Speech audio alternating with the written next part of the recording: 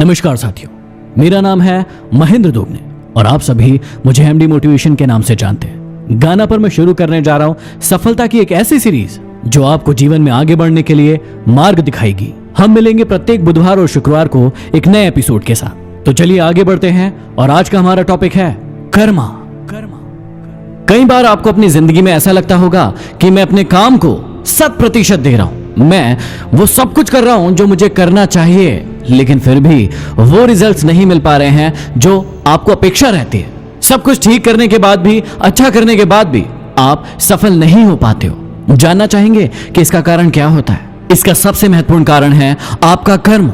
जी हां, आपका कर्म, जो कि आपने अपने भूतकाल में किया था। अब आप में से कई लोगों को कर्मा को लेकर बहुत सारी गलतफहमियां होती है। कई बार पता तो होता है, लेकिन हम अनजाने बन जाते हैं। हम सोचते हैं कि शायद ऐसा नहीं होता है, लेकिन कर्मा उसका काम हर जगह करता है और उसका फल भविष्य में हमें दिखाई देता है। कई बार हम उस बंदर की तरह हो जाते हैं जिसे पता है कि आम में से जो गुठली निकली है उसे जमीन में गाड़ने से एक पेड़ निकलेगा जिसमें से आम का फल आएगा।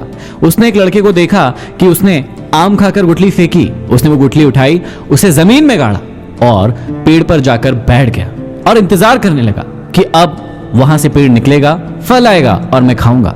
10 मिनट हो गए, कोई पेड़ नहीं निकला। उस बंदर को लगा कि यार ये क्या हो रहा है, पेड़ क्यों नहीं निकल रहा है, फल क्यों नहीं आ रहे हैं। वो नीचे कूदा, उसने गड्ढा खोदा, उसमें से गुठली निकाली। गड्ढे को देखा, गुठली को देखा, गड्ढे को देखा। उसने कहा कि ये गड्ढा खराब है। वो थोड़ी दूर पर गया, एक और गड्ढा खोदा, उस गुठली को वहां पर गाड़ा।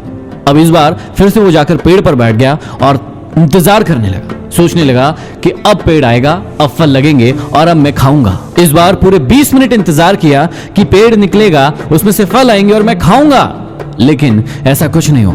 वो वापस नीचे कूदा और उस गड्ढे को खोदा। अब की बार उसने गड्ढे को देखा, गुठली को देखा, गड्ढे को देखा। उसने कहा कि ये गुठली ही खराब है और उस गुठली को फेंक दिया और फिर से उछल कूद करने लगा। शायद आपको लग रहा होगा कि ये क्या कहानी हुई, ये तो हमें पता है, लेकिन मैं आपको बहुत अच्छे से समझाना चाहता हूं।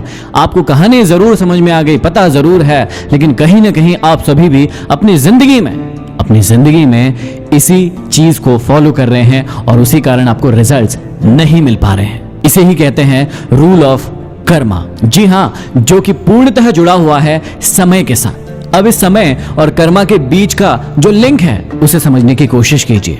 आपने कई बार सुना होगा, कर्म किए जा लेकिन फल की चिंता मत कर। ईश्वर हमें यहां क्या समझाना चाह रहे हैं? वो समझाना चाह रहे हैं कि जैसा भी कर्म तू करेगा, समय के हिसाब से तुझे वैसा फल मिल जाएगा। उन्होंने ये नहीं बताया कि कैसा फल मिलेगा, क्योंकि वो निर्भर करेगा आपके कर्मों पर। आप जैसा कर्म करेंगे आपको वैसा ही फल मिलेगा। आप अपनी जिंदगी में आम बोएंगे तो आम के फल ही लगेंगे, और यदि बबूल बोएंगे तो आपको कांटे ही मिलेंगे। लेकिन हम मूर्ख इंसान हम सोचते हैं कि हम कांटे लगाएंगे, लेकिन काटेंगे तो आम ही। और जाने अनजाने हम करते भी ऐसा ही है। हम गलत कर्म करते हैं, गलत सोच रखते हैं, गलत विचारधारा के साथ किसी भी कर्म को आगे बढ़ाते हैं, लेकिन सोचते हैं कि सब कुछ ठीक हो जाएगा। लेकिन जब समय अपनी गवाही देने के लिए आता है, उन कर्मों का रिजल्ट लेकर आपके सामने प्रस्तुत होता है, तो फिर तकलीफ होती है, रोना आता है, और फिर उन चीजों के लिए हम ब्लेम लगाते हैं दूसरों को। हम भगवान को दोषी ठहराते हैं कि उसने हमारे साथ गलत किया। हम अपने लोगों को दोषी ठहराते हैं कि उनके कारण हम आगे नहीं बढ़ पाए, लेकिन कभी अपने अंदर झांककर नहीं देखते हैं। मैंने इस पूरे प्रोग्राम का पहला टॉपिक कर्मा ही क्यों रखा?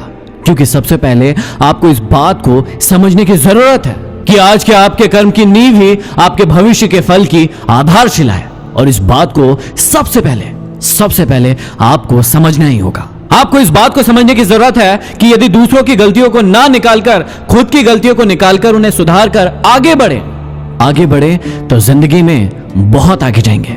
तो आज वादा कीजिए मुझे कि बिना किसी चीज के बारे में सोचे, सिर्फ और सिर्फ अपने कर्म करने में आज से, अभी से, इसी वक्त से लग जाएंगे। अगला टॉपिक जिस पर हम बात करेंगे वो है विश्वास।